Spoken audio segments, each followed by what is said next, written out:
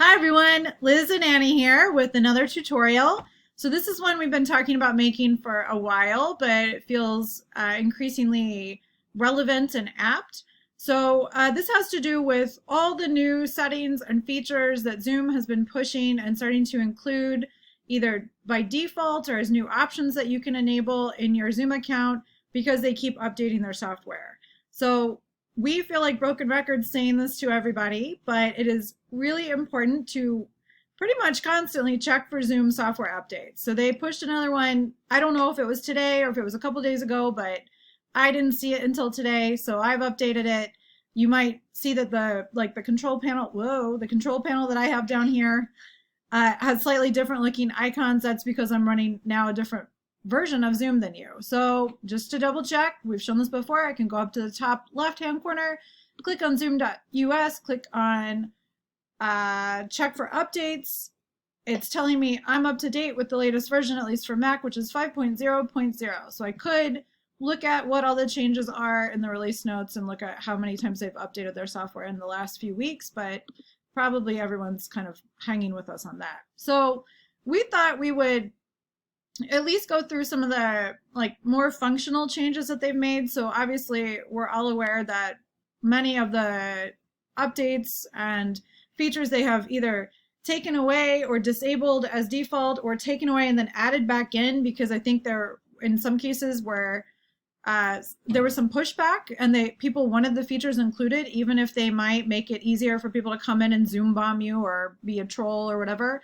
I think they've gone back and forth about the extent to which things are accessible to us. So it's good Zoom hygiene for all of us to at least take a minute we won't walk through every single thing because that video would be like 3 hours long, but to go through all our preferences and just make sure that everything is kind of set consistently with how we thought we had it, so that we still have things locked down to the same extent, and that if there's any new features in there that we think would come in handy, that we can try them out. Okay, so some of the first things you'll notice are up here at the top of the Zoom room. It just says Zoom meeting. It doesn't say like Liz's Zoom room. It doesn't say the number anymore. We've pointed this out before, but they did away with that a couple updates ago. So that is no longer displaying information about your personal meeting ID or your room or whatever while you're in a call. So that I think is meant to cut down on people finding and then just coming into your room without an invitation. There's two new things up here. So if I mouse over this little check mark, it says I have an encrypted connection. That's a new addition. If I click on this little info button, it gives me all the details about what Zoom room I'm in that it doesn't display at the top of the meeting bar anymore, and or like the invitation URL in case I wanted to get it and send it to other people. Okay, so other than that, there's a new, not to me and Annie, because we've been relentlessly updating our software. I think most of you probably have, but to a lot of people, now a security button is going to appear down here in the toolbar. So when you click on that, you have some really helpful options that would enable you to manage a Zoom meeting as it's happening in real time in case you needed to take steps to deal with a disruptive participant or potentially someone who was not invited or not supposed to be there. So I should have done this to begin with, but I'll do it now. I'm going to lock the meeting just in case any of my students or our colleagues decide to come in and just see if I happen to be hanging out in my Zoom room, which I often am. So I'm locking the meeting so no one can come in now without, well, actually no one can come in. If instead I was just having office hours, here's where I find the enable waiting room setting. Super easy. I can just click on that, and then if anyone did come in, I would get a little notification that they were waiting, and I could admit them one at a time or all in a batch or whatever I wanted to do. Also in security, they've moved the options for screen sharing. So I have mine turned off, so basically no one can screen share but me in my Zoom meetings, but I could enable participants now to screen share, to chat, and we've had a video already going over all the different ways you can lock down the chat, rename themselves. Sometimes I might not want them to do that. Like if they had to, as an example, this is not how I do it, and Annie, I don't know if this is how you do your classes, but I don't make my students authenticate or register for the meeting. But if you were going to lock it down in that way, where only certain people who had a certain invitation link could come in, you might not want them renaming themselves, because then they could give themselves some other name that would appear over their video or would appear on all the back-end reports that you could get about who was in the meeting. That wouldn't be very helpful if you had a problem. So if you have an issue, you could disable that or uncheck that. remove participant. And now we have a report function, which is new. I'm going to click on this and just see what happens. Okay, this is cool. And I don't know, Annie, if you've clicked around on this either, but we have a report option. So you can, I guess, immediately report problems that are relevant to Zoom bombing and trolling. So now I can choose who from my meeting I'd like to report from a drop-down option, so I can find the person's name.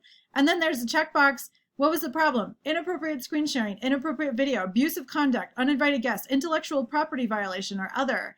And I can type any additional comments that I might want. I can upload a file if I need to, like a screenshot. I can include a screenshot of my desktop right at that moment, and then I can send all of this to Zoom. So that's actually pretty interesting that they're including that now as something that anyone can access from within the context of the meeting. So hopefully that starts to make people feel a little more secure, or maybe not secure, but a little more equipped or efficacious in terms of being able to deal with something that might come up unexpectedly in a meeting. Okay, so the other place to check that you have things the way you want. Again, we're not going to go through all of these because this would take absolutely an eternity. But you want to go to your Zoom web page, and you want to go to settings, and then you want to just like familiarize yourself with all of these. So when I did this earlier today, after I did the software update, I did notice there were a couple things that seemed new. Maybe I just hadn't noticed in the last couple weeks, but you can test them out. You can try them if you think they would work for your purposes. So many of these things are the same. I'm just scrolling. There was a little note in one of the recent software updates about removing the embedded password from the click here to join meeting link. That is a great update for them to have, because it made no sense to embed the password within the link, because then if people shared the link or somehow it spread around to people who were not supposed to join your meeting, they didn't actually need a password. They could just come in. So you have an option here in your settings to take the password out of the one-click join link. So I think they disabled that and then added it back in, to be honest, probably because people wanted this option in some cases, but wanted to be able to take it out if they were having problems. So you could try this different ways, but you can either password protect it in the link or have it be a separate password that people have to enter if you want to password protect. What else is new? File transfer. This is another thing that I think they took out and then added back in. So if you have like a very civilized meeting, like a small lab meeting or a small group of colleagues or something, a project meeting, and no one is Zoom bombing you and you're fine, you might want to send each other files through the chat, like to share information within the Zoom environment without having to go out into your email and doing it that way. So you do have that option. You can lock down within your Zoom meeting whether participants are allowed to share files or just you, the host. They added feedback tab, so if you want to give feedback, we already had that as a thing we could do at the end of the meeting, but now I think they might be additionally talking about the security setting that you can report somebody who's misbehaving. Oh, here's the end of meeting feedback survey if you want to give that to people. Co-hosts, we got that. Polls, we have that. We've had that. All this stuff is the same.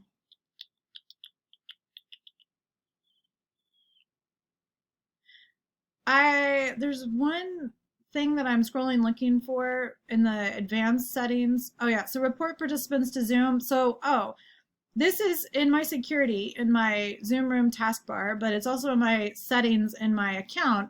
So I could turn this off so that option doesn't appear anymore, or at least it sets it to be off by default in my Zoom Room. So I think let me turn it off and see if I can immediately figure this out within the context of the actual meeting that Annie and I are having. Security.